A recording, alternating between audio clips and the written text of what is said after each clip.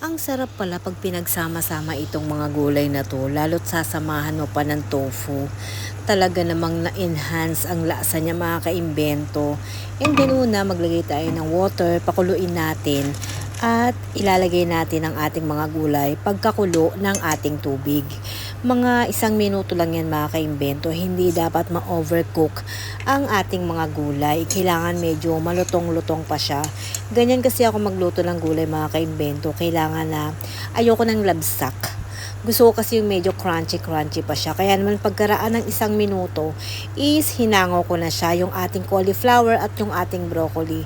And then next naman natin itong ating bell pepper and then yung ating green beans. Green beans ba yan tawag dyan? O yun na yun. And then hanguin din natin after din ng 1 minuto. Itong ating Baguio beans naman, ginawa ko siya nga 1.5 minuto kasi medyo malutong pa talaga siya, medyo hilaw pa, medyo matigas pa. O diba, ang daming paliwanag ng lola nyo. And then, pagkalaga natin ng ating mga gulay, maglagay tayo sa pan ng olive oil. Yung sapat lang na maigisa natin yung ating bawang at ating sibuyas. Inuna ko na ang bawang at pag nag-caramelize na yung ating bawang, is isusunod na rin natin ang ating sibuyas. Bali, isang medium size lang yan ng sibuyas and 3 cloves lang ng ating garlic. Minins ko lang mga kaimbento. And then, isutay-sutay lang natin yan. And then, maglagay tayo ng 4 tablespoon ng ating oyster sauce. And then, sinimot ko yung oyster sauce dun sa lalagyan niya. Nilagyan ko siya ng 1/2 cup ng ating water para masimot ko lang yung nandoon sa ating bote. And then, nilagyan ko siya ng kalahating pirasong beef cube and itong ating gochujang. Yung gochujang naman is 1 tablespoon lang mga kaimbento. Makakapadagdag yan sa lasa ng ating gagawing ulam ngayon. And then, nilagyan ko rin siya ng Korean chili flakes.